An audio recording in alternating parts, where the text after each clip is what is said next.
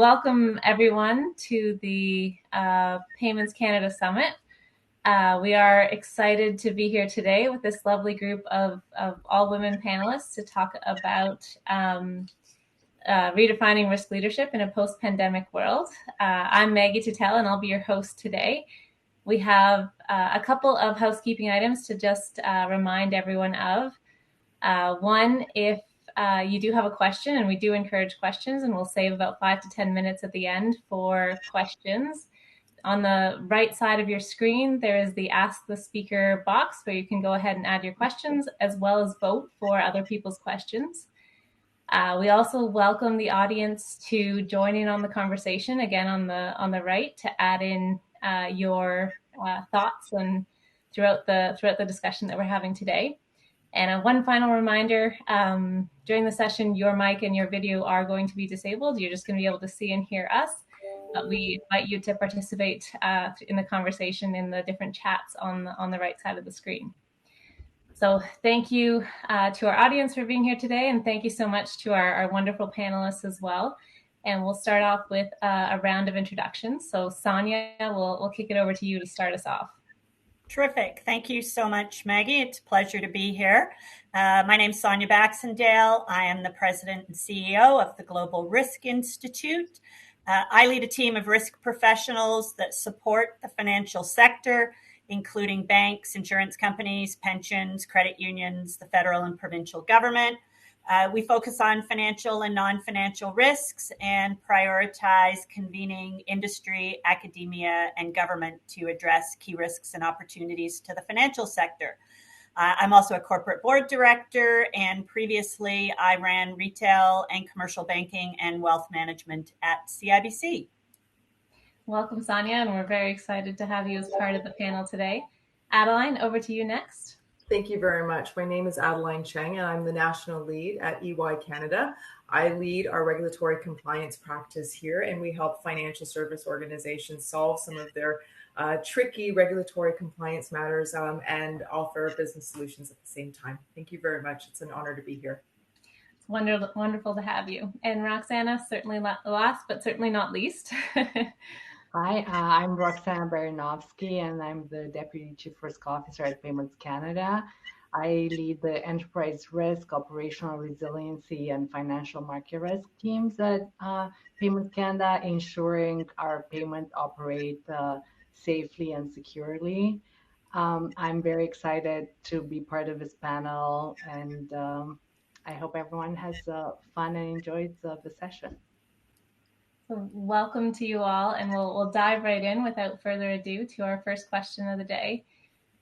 We've all certainly been through a lot over the last couple of years in navigating a global pandemic and all that has come with that, with changes to the way we work, changes to the way we manage risk, which is very relevant for this group, and different impacts on our livelihood as well as our well-being. And then if we look a little bit more recently to some of the things that are happening in the world, we have seen all the conflict that's come out in Russia and Ukraine and all the different impacts that's also having. So we wanted to start off this panel with a question about what some of the tools are that you have found helpful to both manage risk as well as to keep connected within your organization. Mm-hmm. And we'll start off with you, Sonia, for this one. Thanks, Maggie. So I think it's a really interesting question. We could probably spend the whole 45 minutes on this. But for me, what's been most interesting and most telling is that we showed that we know how to be flexible, nimble, agile, and adaptable.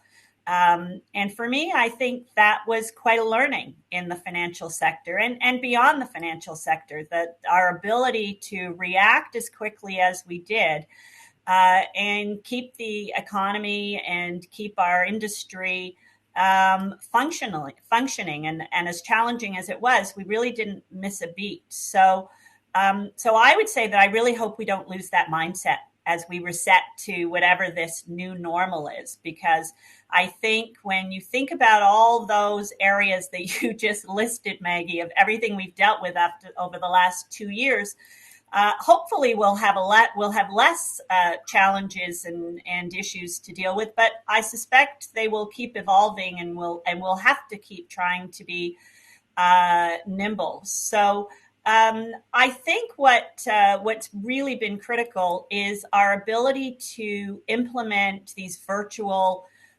work and collaboration environments. Things like being able to run an entire summit like this and keep everybody engaged. So we've really adjusted the scale and effectiveness of being able to engage and interact differently. And so I think that's really important in terms of how we manage going forward. Just from a bit of a data point of view, there's a really interesting University of Chicago study where they identify that 87% of business leaders expect their employees to be working 3 days or less a week in the office, so physically in place. So we still have a lot of implications that are yet unknown to us. And as far as those tools go, I think we've all become so much more independent because we've all become technologically enabled, which, so many of us, certainly some of us were, but not all of us. And I would count myself among those that weren't. And when I think about how independent I am now able to be because of this technology, I think that's really important. But we have to deal with the challenges of what this means moving forward. How we create a sense of community, how we maintain employee morale, employee health and wellness, how we maintain fairness in reward and recognition and career development, like all these things that we have to still think about. Because what we did is we developed tools to get us through a crisis. Now we have to adapt those tools to become meaningful for us moving forward. So, I think it's impressive what was accomplished, but I think we're only at the beginning in terms of how we think about how we use these tools and how we re-engage in our business communities. So maybe with that, I'll end it there, Maggie. That's great. I think we've had to be very flexible over the last couple of years, and flexibility is not going away anytime soon as things continue to change. Adeline, what would you say from your perspective? Thank you, Maggie. Just I will take a different tact from Sonia, and I would just say in the businesses that I support in the financial services sector, these are very regulated organizations. And so one of the things that immediately happens is understanding your control environment and whether or not the controls that you have in place are able to flex to be able to meet the emerging risks that you may see. So there's a couple things I think as we step back and think about the rise of things like unforeseen events and new things on the horizon. And I think most risk practitioners would agree that forward planning is always critical in this instance. While you can't predict the specific outcomes of a particular scenario, or, if we had talked about COVID 5 years from now and what a pandemic would have looked like, in many instances, scenario planning did not look like this protracted sort of at arm's length remote office environment. We thought of things in sort of more catastrophic senses. So I think part of the, readiness in the toolkit would include then forward planning from a scenario perspective, but then also when something starts to emerge, what are the just-in-time risk assessments that you can do to evaluate the risk very quickly? Second, identify the controls that are in place to be able to say, okay, how are we managing those risks? Are these controls in place, able to flex to the risk as it presents itself? And then what else do we need to do to either bring that risk down or to reinforce the strengths around that control environment? And then, of course, being in a heavily regulated market, it's important that firms also continue to communicate very transparently and proactively with their regulators so that there's not a lot of unknowns and that the regulator understands that the organization itself is on top of managing these risks and that there's a plan in place. With respect to your second question around the connectedness, I think some of the tools that people used in the past to be able to connect to people, which is walking around in the office and the quick coffee chats or the impromptu conversations in elevators, these things went away as a result of the pandemic. And I think what had to, I guess, sort of surface is new ways of connecting with people. So being more purposeful about the communication and being seen, because I think sometimes, particularly in a home office environment, for many people, you can spend a good chunk of the day quietly tolling away and not sort of getting the recognition with respect to, the support that you need if you're struggling, or just even the recognition that you're doing good work. So as leaders, I think it's really important then to be proactive around the communication to make sure that people feel seen. And I think, when we think about things like the Great Resignation and the war on talent, these types of behaviors become increasingly more important as we think about the, I guess, world of work ahead of us. Mm-hmm, absolutely.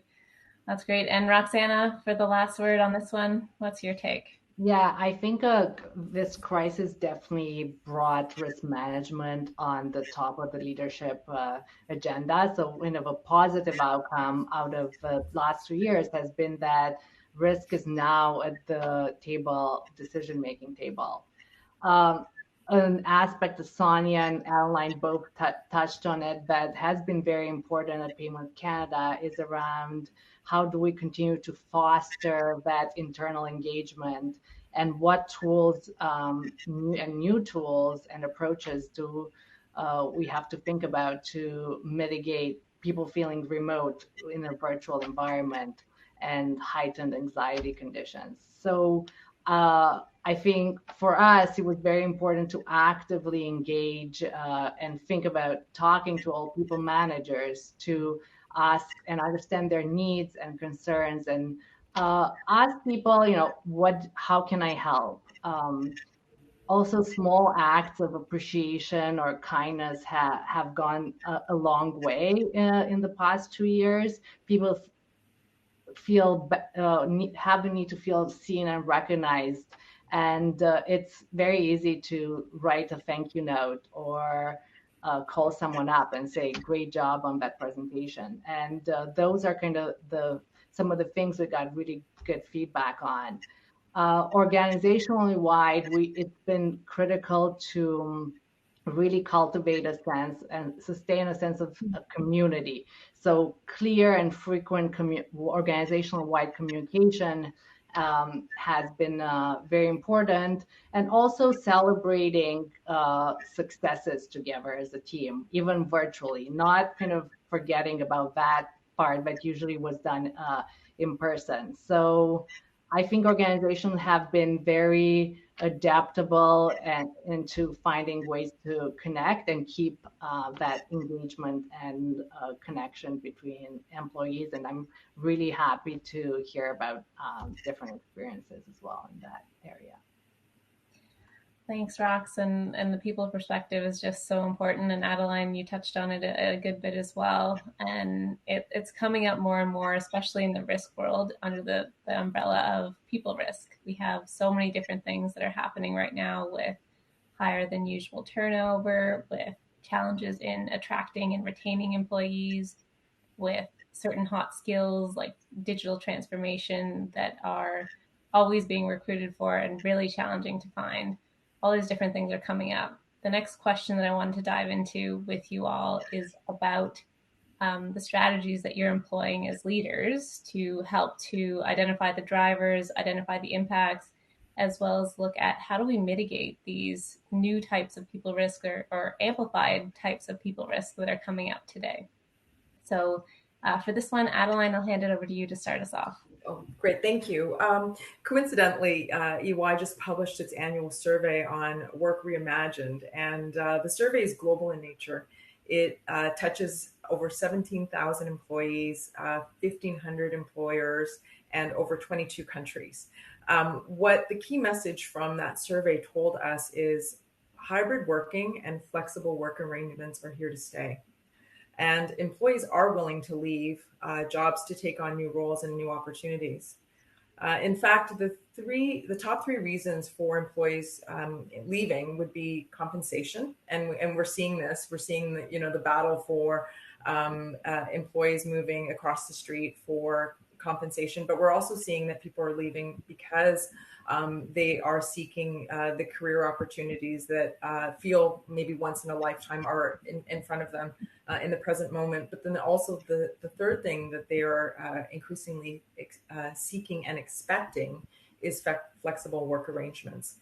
So when you take those three things into comparison, then it makes you really think that retention then becomes really, really critical with respect to holding on to the talent in order to advance your strategic priorities and agenda, because you want the people who are already with you and part of that journey to continue to stay with you. So aside from like the discussion around compensation, which we know organizations are tackling, then it becomes really, really important then to also look at the other drivers, which is career and flexible work arrangements. On the specifics around career, it's having transparent and regular conversations with respect to career planning. We saw this as sort of a foray pre-pandemic, and it continues to become a really important topic. People want to know that the organization that they work and they're a part of sees them as part of the future talent, future leadership, that they are part of the strategic priorities, and that there is something for them as they work along this journey. The second thing too is increasingly we're seeing that employees want to see the organization adapt or reflect their own cultural and values. So empathetic leadership then becomes important, and the organization of the corporation also become important to employees, because they want to have alignment between their own personal values and the organization that they work for. Well, that's great. The longer term view is coming up more and more, and people want to see where they can go. Precisely. Roxana, over to you for this one. So people risk has been high on the enterprise team's agenda for the past year. And one tool that we use to kind of get proactively assess it is our emerging risk program. And so we start thinking about it even like 12, 15 months ago, and we start assessing the drivers and potential impacts of this before the risks start manifesting. So some drivers we consider to inform our mitigation strategies. Firstly, the demand and supply in the workplace has new parameters. The virtual way of working definitely brought up more opportunities for job seekers. And I think, as Adeline mentioned, organizations are focusing to better understand what are those key attraction factors for employees when developing their future of work strategies. We're also seeing skills in the technology and security space are in high demand.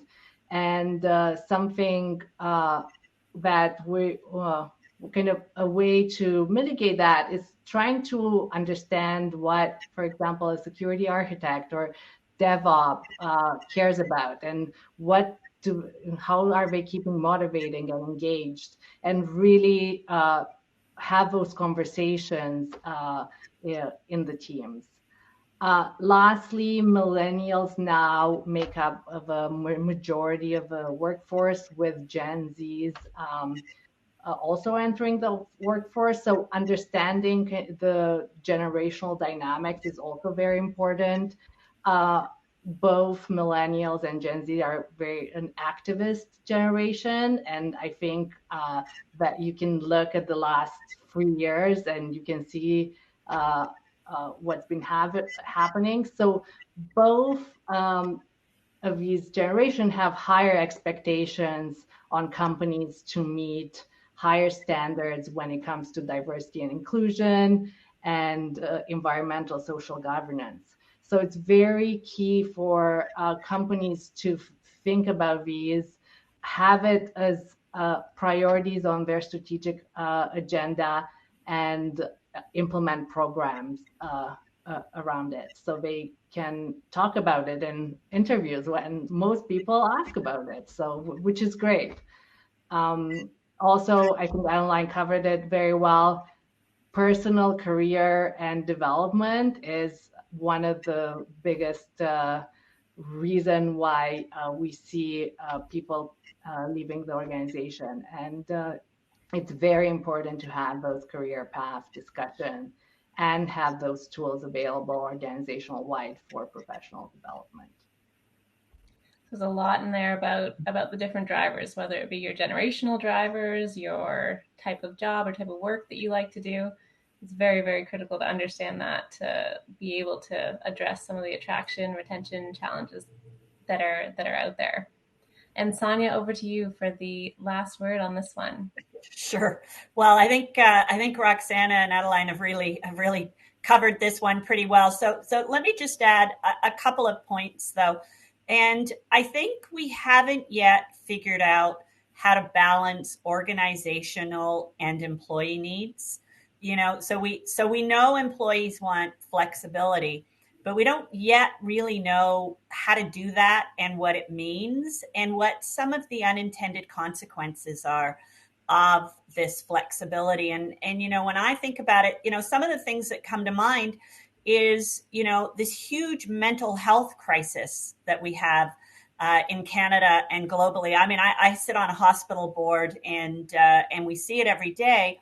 And a lot of it, or some of it, has to do with people feeling, although they want the flexibility and they don't want to have to come to the office every day, they don't feel as healthy working at home, or they don't feel they can shut off in the evening. So we've heard a lot, and I'm sure the E&Y study reflected a lot of these kinds of challenges that employees are also facing. So I think as organizations, we have an obligation to start to learn to understand what all of this means. I also think that flexibility, while it can seem advantageous, it also is disadvantageous for some constituencies. What's good for some constituencies is not good for all of them. And I think, for example, single moms, in the work environment, many of them will opt for more working from home because it's, they've got childcare. There's all the obvious reasons why that will work for certain constituencies. But how will that impact them longer term in terms of career development if they are ambitious? And you're just out of sight, out of mind at some of the time. And Adeline referred to this. When there are opportunities, will they be thought of or will they be forgotten because they're not as visible? They're not down the hall. So I think there's a lot of unintended consequences that we have to think about. And in fact, one of the boards that I'm on, I had a really interesting interaction with our chief general counsel, and he just happens to be someone who likes to go into the office during the pandemic. He happened to spend a lot of time there, but sort of a few of his lawyers also like to come into the office because just their personal situation suited it. Many didn't. So, but the challenge that came from it is that he started giving more work to the lawyers who were in the office because they were just more visible to him. They were more accessible. It seemed easier. So the people who weren't in the office were getting a little bit forgotten. But then the people in the office were starting to get frustrated because they now felt they were carrying too heavy of the load. So there's just so many things that we have to think through. And I think the key point, and the one that Adeline made, is that this isn't going away.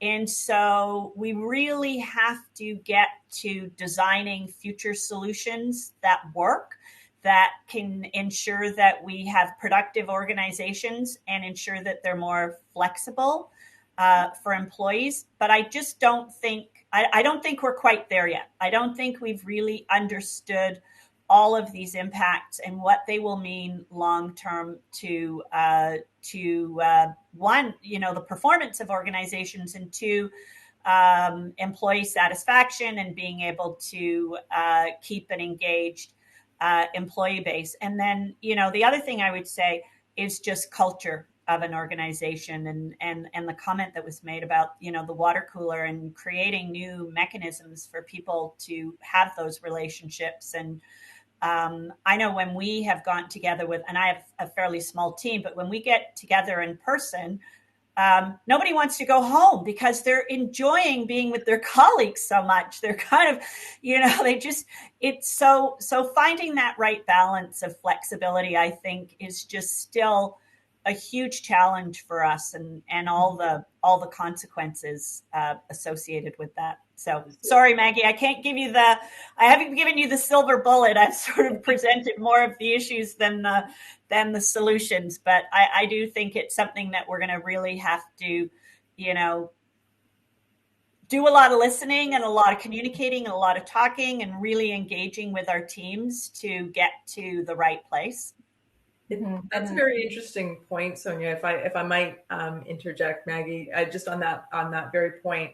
In our survey, the idea of culture came up as a feature, and so employees in the survey thought the ability to have a flexible work arrangement was part or marquee in an organization's culture.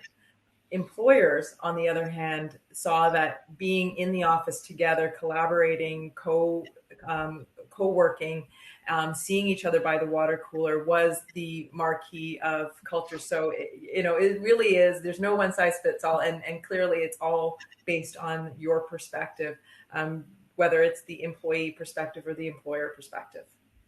So I'm sorry, I'm going to come back to you. I'm going to come back on this as well, because the other interesting thing is some of it is being driven by leaders' personal preferences. You know, the leader who likes to work at his cottage and therefore wants to create a very flexible environment for the team, versus the leader that, you know, finds it more desirable to be in the office. And so there's a lot of personal preference based on individual lifestyles that I think is in some cases overtaking achieving that balance. So it's just to the point you were making, there's just a lot of moving parts here. Mm-hmm. Yeah, and I think that's when like the active listening is really important, and understanding kind of what are the needs of the organization, what best matches with your strategic objectives, and communicate that frequently and clearly.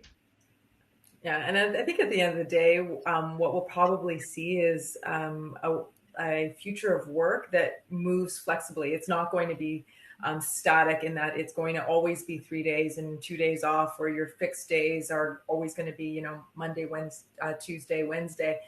I think employers, as you mentioned, Sonia, will have to evolve and will learn things through the course of this. And employees too will also adjust and shift their preferences as this becomes, I guess, more of the routine and this becomes the new normal.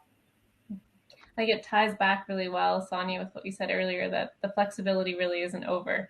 It is, we have to continue to be flexible with how we're going to approach this, how we're going to adapt and pivot when we need to pivot, as we get feedback and hear about how things are going. And that's a good segue into now looking a bit more towards the future and thinking about what is hopefully going to be a post-pandemic world. What is top of mind for each of you as risk leaders in navigating all the complexities in today's environment, and what feels like a period of almost constant change? And I think the future of work ties in really, really well with that. And Roxana, I'll go to you first for this question. Yeah. So digital transformation has been top of mind for me, both on a micro and macro level. In the payments business, the launch of the real-time rail brings a lot of new opportunities for innovation and new businesses, but also comes with a whole new set of risks that need to be mitigated around data-rich messages, payment messages, and fraud. So a lot to think about that. How do we best approach keeping the payment ecosystem safe and secure? Also with digital transformation, on the theme of flexibility, I think that traditional risk controls and mechanism will need to be a little bit reevaluated. New tools, new risk tools, in my opinion, are more agile and flexible.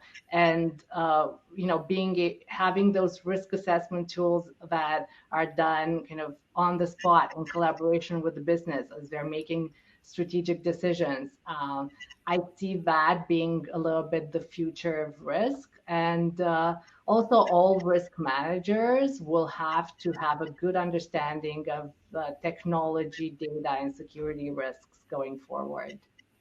On a macro level, I also see the digital transformation impacting how we approach risk culture.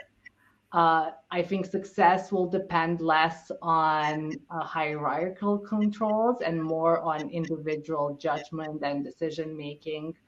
And risk management roles will have to be more distributed across organizations versus kind of in a silo in the risk team. The skills are usually not obtained through the online training course, so will require more of a kind of human touch and really strong risk leadership.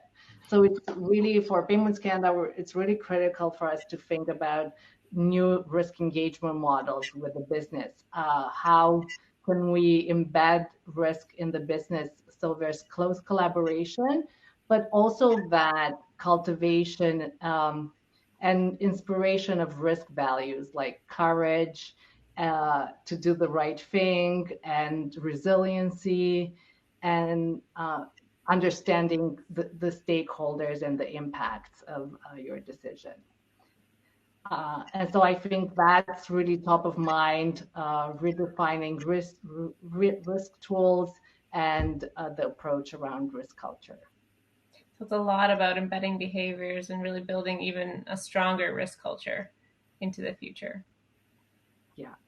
Yeah. Oh, thank you, Rox. And Sonia, over to you. What's your take on this one? Yeah, there's a lot here, and I agree with a lot with what you've said, Roxana. For me, I think the number one part is around talent and around people going forward, and I describe it as a need to create new sustainable frameworks for us to work in, because I think we had an old framework we created in this during this crisis. We sort of pivoted really quickly and had a new framework for operating in the state of crisis. And I don't yet think we've gotten to that new working models for the future. So I think we're still in that stage, and I think that's really important. And this is why, in my first comment, when I talked about us being nimble and agile and adaptable, I think we really have to carry that through again, in terms of how we reinvent and reshape our organizations of the future, because it's too simple to just say, "Oh, we want to be flexible." That doesn't get us to where we need to get to. So I do think it's really meaningful and difficult work to keep our organizations and our frameworks current. Then that leads me to, resilience. And Adeline sort of really touched on this, and Roxana just mentioned it. And so that's where we really, it's not about rigidity, but it's about learning how to continue to plan for and be prepared and have models for this continued uncertainty and volatility. And Adeline talked about this brilliantly when she commented on pandemics, and we've just done all this scenario planning where we assumed something would go, we'd solve it, and off we'd go, and not that we'd have 2 years or just a reinventing of things. So we need to continue to build on that. Organizational culture, Roxana, you talked about this really well, but I do think it's important But I think it's very important. But I think we have to reshape organizational cultures, because I don't think it's just how do we now operate with the culture the way it was. I think we've now learned that employees want something different. And so we have to really rethink that, because our organizational culture will impact loyalty and commitment. It will impact employees doing the right thing. We're no longer in a world where you can sort of stand over people with a stick in the office and know that they're not committing fraud because you can see all the actions. Like now we have to think of other ways to ensure that our employees are aligned to our cultural values, that we're aligned to their cultural values, and that, we rethink this. And so these are big things. They're not sort of like, let's have a plan next week and off we go. These are really, I think, reshaping how we operate in our society and in our organizations. And the very last thing I will say is that throughout it all, we need to really better understand the whole contagion and interconnectedness of risks. I think as risk leaders and as organizational leaders, we've always thought about diversification as providing the protection that is so important. And diversification is of course still relevant, but I don't think it's what we once thought it might be in terms of protecting our business. So I think we have to think about that a little bit differently. So with that, Maggie, back to you. Yeah, it's a really great point on diversification. It used to be such a big tool, and now we're seeing how effective it may be in reality. Adeline, over to you for the last word on this one. Thank you. So I've been in financial services for almost 2 decades, and this is, I think, a period of the most regulation I've seen in my career. So we know that regulation is not going away. And as such, and we know that things are constantly evolving in this interconnected world. As Sonia put it, we thought about diversification in one way, but now we realize that it actually has created this connective tissue across many different countries and different types of businesses and so forth. So we need to think a little bit more thoughtfully about that. And that's where I think resilience becomes really, really important as a capability, not just from a organizational perspective. Obviously, it's important for key processes and for systems, but also we need to think about the resilience from a societal perspective and also the human element. We need to equip our teams, the people that we're fighting to retain, to be able to maintain this level of resilience so that they can help the organization withstand some of the unexpected events that might be in front of us that we just haven't had the idea or the forethought or the crystal ball to be able to imagine the magnitude and the scope.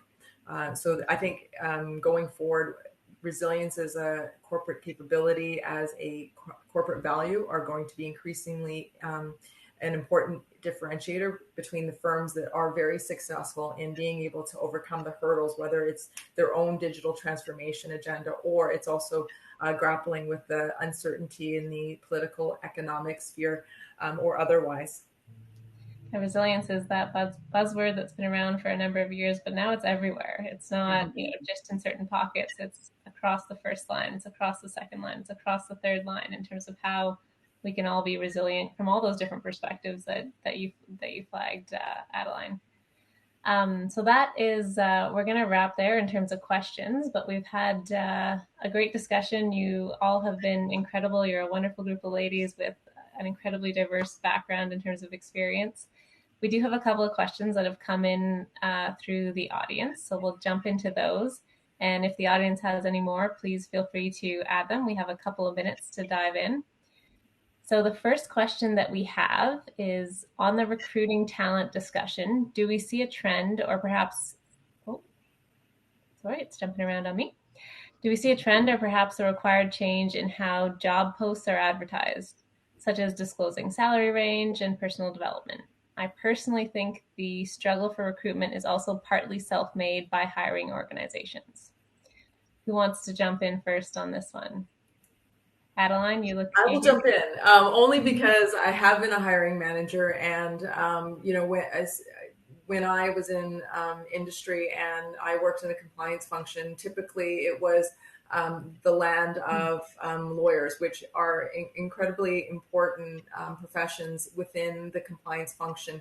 But as you start to evolve certain capabilities within an organization, sometimes you can have too much of one particular skill. And one of the things that what success looks like is sometimes we look at the sort of ideal candidate and we have ideas of what success looks like in that paradigm. But I think when we think about preparing for the new roles and the new risks that are ahead of us, we need to bring different skill sets to the table so that we have a diversity of perspectives and experiences that can come to bear to be able to think about how to advance or better oversee the risks in this particular instance. So some of the specific skill sets then of what you might not expect in a traditional compliance function, but are becoming increasingly relevant is things like, as Roxana talked about, having technology and data literacy, being able to use data analytics to be able to